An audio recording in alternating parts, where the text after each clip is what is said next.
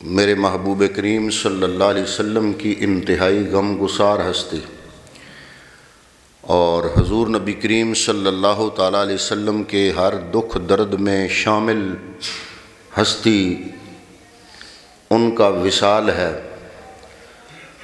اور وہ کون ہیں؟ وہ غم گسارے پیغمبر، دمساز پیغمبر، رفیقہ حیات پیغمبر، حضرت سیدہ خدیجۃ الکبریٰ سلام اللہ علیہا آپ کی ذات اقدس ہے، اور آپ اسلام کی خاتون اول ہیں، اور حضور نبی کریم صلی اللہ تعالیٰ علیہ وآلہ وسلم پر سب سے پہلے اس روئے زمین پر جو عورت اسلام لائی وہ آپ کی ذات اقدس ہے۔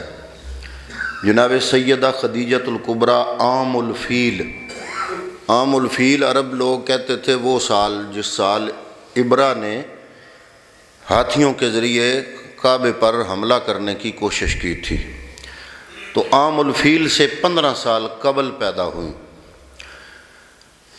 بچپن سے ہی سلیم الفطرت اور پاک باز تھیں۔ آپ جو ہی سن شعور کو پہنچیں تو ابو حالہ تمیمی سے آپ کا نکاح کر دیا گیا۔ ابو حالہ سے 2 لڑکے پیدا ہوئے، ایک کا نام حالہ تھا، دوسرے کا نام ہند تھا۔ یہ حضرت خدیجہ کے پہلے نکاح کے 2 بیٹے تھے۔ حالہ کے بارے میں اختلاف پایا جاتا ہے کہ وہ شرف صحابیت سے بہرہ ہوا یا اسلام سے پہلے ہی فوت ہو گیا۔ ابو حالہ کے ایک فرزند کا نام حارث تھا، جو سب سے پہلا شہید اسلام ہے۔ اسلام کی طرف سے جو سب سے پہلا شہید ہوا، یہ رتبہ بھی اس کو حاصل ہوا جو حارث تھا، اور یہ حارث ابو حالہ کا بیٹا تھا۔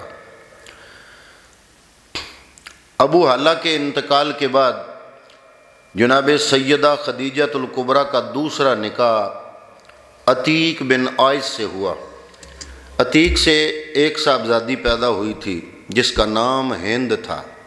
لڑکے کا نام بھی پہلے نکاح میں ہند تھا، دوسرا نکاح عتیق سے ہوا حضرت خدیجہ کا، اس سے لڑکی پیدا ہوئی، اس کا نام ہند تھا۔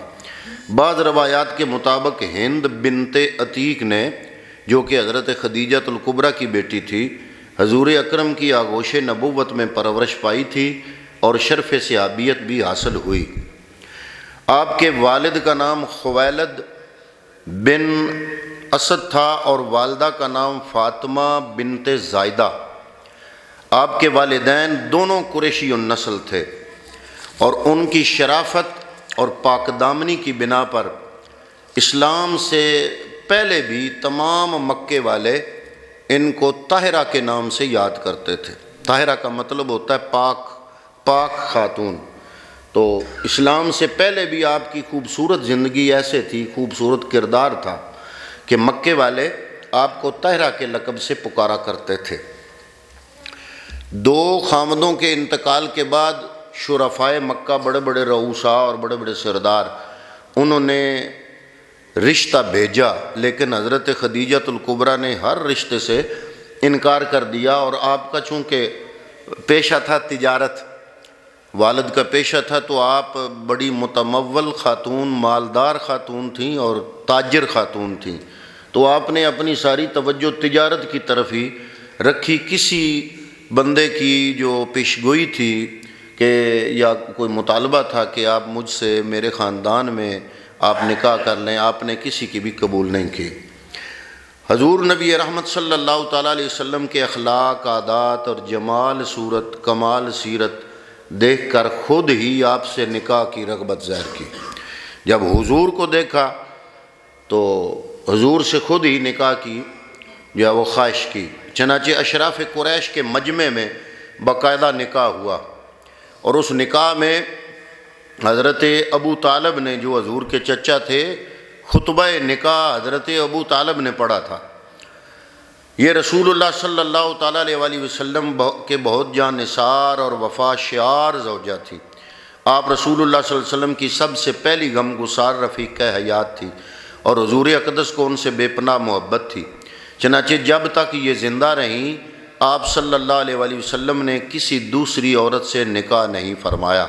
عرب میں یہ ممکن ہی نہیں تھا کہ کوئی مرد دوسری شادی نہ کرے، ہر مرد کی شادیاں تھیں، لیکن یہ حضرت خدیجہ الکبریٰ کو یہ سعادت حاصل تھی کہ جتنے تک آپ زندہ رہیں نبی رحمت صلی اللہ علیہ وسلم نے آپ کی موجودگی میں کوئی دوسرا نکاح نہیں کیا۔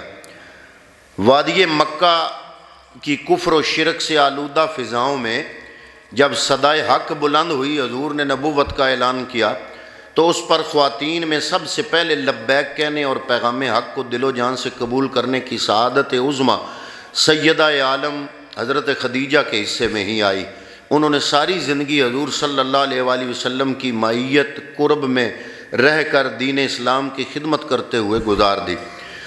حضرت سیدہ خدیجہ نے اپنی فہم و فراست، حکمت و تدبر، خدمت و اطاعت، ہمدردی و خیرخواہی، سلیقہ شاعری اور معاملہ فہمی، پاکیزہ اخلاق اور سیرت، رحم دلی، غریب پروری جیسی صفات عالیہ کے ایسے روشن مینار قائم کیے جن کی نورانی شعاؤں سے عالم نسوانیت قیامت تک روشنی اور رہنمائی حاصل کرتا رہے گا۔ فروغ اشاعت اسلام کے سلسلے میں سیدہ خدیجہ نے نہ صرف اپنا سارا مال و متاع دہلیز مصطفیٰ پہ قربان کیا، بلکہ خود بھی اس امر عظیم کے لیے خود کو وقف کر دیا۔ حضور اکرم صلی اللہ علیہ وآلہ وسلم کی رضا اور خوشنودی کا حصول اور آپ کی ہر خواہش و حکم کی تعمیل ہی آپ کا مقصد حیات تھا، اور شب و روز یہی وظیفہ حیات بھی تھا، حتیٰ کہ سارے تعلقات اور رشتے بھی اس در پر نثار کر دیے تھے۔ یہی تعلق اور رشتہ سب تعلقات اور رشتوں پر فائق ہو گیا تھا، اسی میں دنیا بھی تھی اور آخرت بھی، اللہ تعالیٰ کی رضا بھی تھی اور رسول اکرم صلی اللہ علیہ وآلہ وسلم کی خوشنودی بھی۔ سیدہ خدیجہ جود و سخا کا پیکر عتم ہے، دکھی انسانیت کے لیے آپ سہارا تھیں، ناداروں بے کسوں کے لیے مرکز امید تھیں، بے نواؤں کی فریاد رسی کرتیں، یتیموں اور بے نواؤں کی مدد اور اعانت کرتیں، غرض کہ جو بھی سائل آیا دامن مراد بھر کر لے گیا۔ یہی وہ کردار تھا جس کے باعث لوگ جوک در جوک اسلام میں داخل ہوتے چلے گئے، یوں بڑی تیزی سے اسلام کی روشنی چار سوئے عالم میں پھیلنے لگی۔ حضرت سیدہ خدیجہ نے حضور نبی اکرم صلی اللہ تعالیٰ علیہ وآلہ وسلم کے ساتھ ازدواجی زندگی اتنی سلیقہ شعاری، دانش مندی اور محبت و مودت کے ساتھ گزاری کہ حضور نبی اکرم صلی اللہ علیہ وسلم سیدہ عالم کے وصال کے بعد بھی اکثر و بیشتر بیتے ہوئے دنوں کو یاد کرتے اور سیدہ خدیجہ کے اوصاف و کمالات بیان کرتے تو بقیہ ازواج مطہرات جذبات رشک سے مملو ہو جاتی۔ در حقیقت حضور صلی اللہ علیہ وسلم کی محبت اور پیار جتنا سیدہ خدیجہ کو ملا اتنا کسی بھی زوجہ کو نہ مل سکا۔ ایک روز حسب عادت جب حضور نبی اکرم صلی اللہ علیہ وسلم حضرت خدیجہ کی تعریف و توصیف فرما رہے تھے تو حضرت عائشہ صدیقہ سے رہا نہ گیا۔ آپ بھی چونکہ محبوبہ تھیں حضور کی، باقی تمام ازواج سے زیادہ حضرت ام المومنین سیدہ عائشہ صدیقہ سے حضور کو محبت تھی، لیکن جب اس قدر حضور حضرت خدیجہ کا تذکرہ فرماتے تو ایک دن اتنی تعریف فرمائی حضرت خدیجہ کی کہ حضرت عائشہ صدیقہ سے رہا نہ گیا اور عرض کرنے لگی، یا رسول اللہ وہ تو ایک بوڑھی بیوہ تھیں، خدا نے ان سے بہتر زوجہ آپ کو دیا ہے۔ یہ سن کر چہرہ نبوت پر سخت ناگواری کے آثار ظاہر ہوئے، حتیٰ کہ چہرہ اقدس سرخ ہو گیا۔ آپ فرمانے لگے، ان سے اچھی بیوی مجھے نہیں ملی۔ جب سب نے میرا انکار کیا وہ مجھ پر ایمان لائیں، جب سب میرا ساتھ چھوڑ گئے انہوں نے میرا ساتھ دیا، جب سب مکے والے مجھے جھٹلا رہے تھے انہوں نے میری تصدیق کی، انہوں نے اپنا مال و دولت اسلام پر قربان کر دیا، خدا نے ان کے بطن سے مجھے ساری اولاد عطا فرمائی۔ کچھ لوگ کہتے ہیں نا کہ دوسری اولاد حضرت خدیجہ سے نہیں تھی حضور کی۔ حضور اس حدیث پاک میں یہ جملہ ارشاد فرما رہے ہیں، اور یہ حدیث پاک ابن عساکر میں 303، مشکات المصابیح میں 6186، مسند احمد میں 10560 اور بخاری شریف میں یہی حدیث پاک 3818 نمبر پر موجود ہے۔ یہ ایک حدیث پاک جس میں حضور نے یہ ارشاد فرمایا کہ میری ساری اولاد حضرت خدیجہ سے ہے۔ صحیح بخاری کی حدیث نمبر 3820 میں جبریل امی علیہ السلام رسول اللہ کے پاس آئے اور کہا یا رسول اللہ خدیجہ آپ کے پاس ایک برتن لیے آ رہی ہیں۔ پہلے جبریل آ گئے کہ خدیجہ آپ کے پاس ایک برتن لیے آ رہی ہیں جس میں سالن ہے یا فرمایا کھانا ہے۔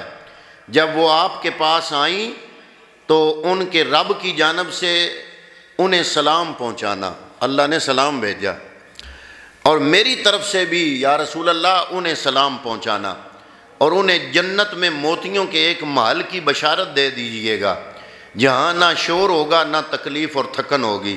حضرت عائشہ صدیقہ رضی اللہ تعالیٰ عنہ کی روایت ہے مجھے کسی عورت پر اتنا رشک نہیں آتا تھا جتنا حضرت خدیجہ پر آتا تھا، حالانکہ وہ حضور کی مجھ سے شادی سے 3 سال پہلے وفات پا چکی تھی۔ رشک کی وجہ یہ تھی کہ حضور صلی اللہ علیہ وسلم کو میں کثرت سے ان کا ذکر کرتے سنتی تھی، اور حضور صلی اللہ علیہ وسلم کو ان کے رب نے حکم دیا تھا کہ حضرت خدیجہ کو جنت میں ایک خولدار موتیوں کے گھر کی خوشخبری سنا دیں۔ حضرت صلی اللہ علیہ وسلم کبھی بکری ذبح کرتے، پھر اس میں سے حضرت خدیجہ کی سہیلیوں کو حصہ بھیجا کرتے تھے۔ مختلف عورتوں کو حصہ بھیجتے تو پوچھا جاتا کہ ان عورتوں کو کیوں بھیج رہے ہیں، تو حضور فرماتے وہ خدیجہ کی سہیلیاں تھیں۔ تو یہ صحیح بخاری شریف کی حدیث نمبر ہے 6004۔ ایک روایت میں یہ الفاظ ہیں، حضرت عائشہ صدیقہ فرماتی ہیں کہ رسول اللہ صلی اللہ علیہ وسلم جب بکری ذبح کرتے تو فرماتے اس کو خدیجہ کی سہیلیوں کی طرف بھیجو۔ کہا میں نے ایک دن آپ کو غصہ دلا دیا، میں نے کہا خدیجہ آپ انہی کا نام لیتے رہتے ہیں، تو رسول اللہ صلی اللہ علیہ وسلم نے فرمایا مجھے ان کی محبت عطا کی گئی ہے، خدیجہ کا اس لیے نام لیتا ہوں کہ رب کی طرف سے مجھے ان کی محبت عطا کی گئی ہے۔ حضرت عبداللہ بن عباس فرماتے ہیں رسول اللہ صلی اللہ علیہ وسلم کی حضرت خدیجہ سے 2 بیٹے اور 4 بیٹیاں پیدا ہوئیں۔ یہ کون فرمان ہے؟ حضرت عبداللہ ابن عباس، ان کی روایت ہے کہ 2 بیٹے اور 4 بیٹیاں پیدا ہوئیں۔ آگے آپ نے نام بھی لیے جن کے اسماء گرامی یہ ہیں حضرت قاسم، حضرت عبداللہ، حضرت فاطمہ، حضرت ام کلثوم، حضرت رقیہ اور حضرت زینب۔ یہ حدیث پاک مستدرک للحاکم اور حدیث کا نمبر ہے 4758، اور مستدرک للحاکم میں یہ حدیث کا نمبر ہے 4839۔ ان روایات کے مطابق حضرت خدیجہ کی ولادت حضور کی ولادت سے 15 سال پہلے ہوئی۔